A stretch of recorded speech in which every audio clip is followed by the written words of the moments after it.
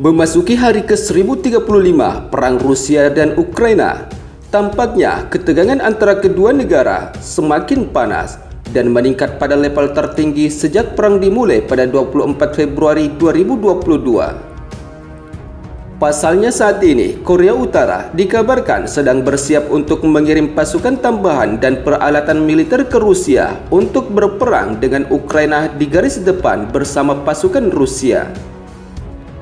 Menurut sumber media informasi yang kami kutip pada 24 Desember 2024, salah satu peralatan militer Korea Utara yang akan dikirim untuk meningkatkan daya gempur Rusia di medan peperangan, yaitu adalah drone bunuh diri yang diklaim sangat mematikan. Pasalnya drone tempur Korea Utara yang akan digunakan untuk mendukung peperangan Moskow melawan Kiev dilengkapi berbagai fitur canggih dan hingga mampu membawa hulu ledak konvensional yang bakal menggetarkan militer Ukraina di garis depan pertahanan. Informasi pengiriman berbagai jenis alutsista sistem persenjataan tersebut disampaikan langsung oleh Korea Selatan pada 23 Desember 2024 kemarin. Dalam pernyataan yang disampaikan, militer Korea Selatan menilai bahwa hal tersebut muncul setelah Korea Utara diyakini telah mengirim ribuan pasukan untuk berperang membantu Rusia dalam perang melawan Ukraina dengan jumlah korban yang diperkirakan sekitar 1.100 tentara Korea Utara, menurut Badan Intelijen Korea Selatan. Penilaian menyeluruh dari berbagai intelijen menunjukkan Korea Utara sedang bersiap untuk merotasi atau menambah penempatan pasukan di Rusia. Sementara saat ini sedang menyuplai peluncur roket 240 mm dan artileri self-propellant 170 mm, ujar Kepala Staf Gabungan GCC Korea Selatan. Selain itu, militer Korea Selatan juga mengungkapkan bahwa ada beberapa tanda Korea Utara bergerak untuk memproduksi dan menyuplai drone bunuh diri yang pertama kali terungkap selama inspeksi langsung Kim Jong-un pada bulan November.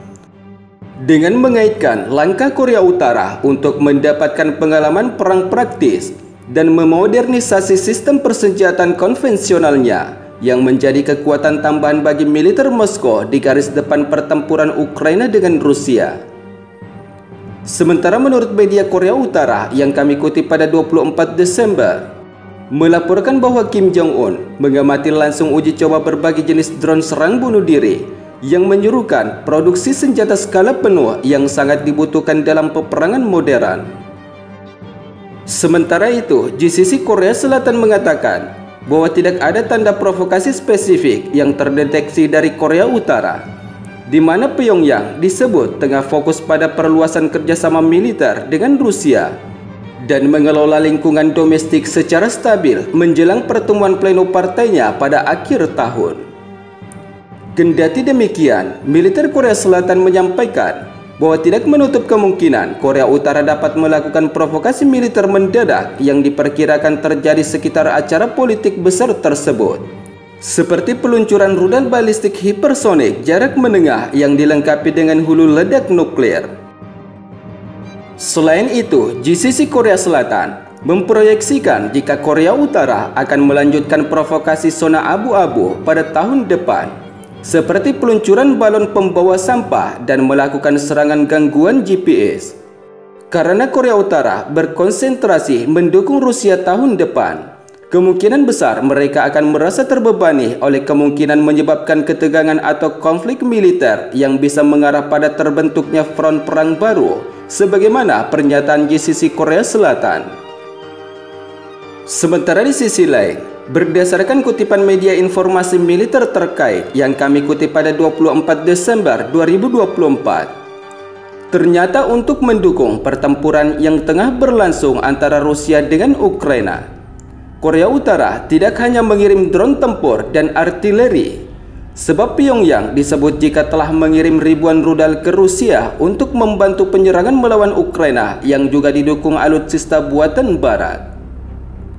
Informasi tersebut sebagaimana yang telah disampaikan oleh Menteri Pertahanan Korea Selatan, Kim Yong-hyun, yang mengatakan bahwa Korea Utara telah mengirim lebih dari 1.000 rudal ke Rusia. Lebih dari 1.000 rudal telah disediakan kata Kim dalam sebuah konferensi pers di Washington DC, Amerika Serikat, melansir dari media AFP. Menurut Kim, Korea Utara juga telah mengirim jutaan amunisi ke Rusia untuk dapat digunakan oleh pasukan Rusia maupun pasukan Korea Utara yang telah berperang di garis depan pertahanan. Namun walaupun demikian, hingga kini belum ada konfirmasi langsung dari Korea Utara maupun Rusia mengenai temuan Korea Selatan tersebut. Selain itu, sebelumnya Korea Utara juga dituding telah mengerahkan tentara ke wilayah Rusia yang siap bertempur di wilayah Ukraina. Dalam pengiriman puluhan ribu tentara Korea Utara ke Rusia, disebut oleh Amerika Serikat berkisaran 8.000 tentara Korea Utara telah mencapai wilayah perbatasan Rusia dengan Ukraina dalam keadaan terlatih dan siap tempur. Mengutip dari pernyataan Badan Intelijen Amerika Serikat, Menteri Luar Negeri Amerika Serikat Antony Blinken mengatakan jika sekitar 8.000 dari 10.000 tentara Korea Utara yang diyakini berada di Rusia telah menuju ke wilayah perbatasan Kursk untuk berperang melawan pasukan Ukraina. Sementara itu, menurut informasi terbaru yang disampaikan oleh Kepala Staf Gabungan GCC Korea Selatan pada 23 Desember kemarin, sejak Pyongyang mengerahkan puluhan ribu pasukan Korea Utara ke Rusia untuk berperang di garis depan, kurang lebih 1.000 tentara Korea Utara tewas atau terluka dalam perang Rusia dengan Ukraina. Angka baru tersebut disampaikan menyusul laporan oleh Badan Mata-Mata Seoul kepada anggota parlemen pada minggu lalu, yang mengatakan jika setidaknya 100 tentara Korea Utara telah tewas sejak memasuki pertempuran pada bulan Desember ini. Melalui berbagai sumber media informasi dan intelijen, kami menilai bahwa pasukan Korea Utara yang baru-baru ini terlibat dalam pertempuran dengan pasukan Ukraina telah menderita sekitar 110 korban, sebagaimana pernyataan Badan GCC Korea Selatan. Selain itu, militer Seoul mencatat bahwa Korea Utara bermaksud untuk memodernisasi kemampuan perang konvensionalnya berdasarkan pengalaman tempur dan perang Rusia-Ukraina.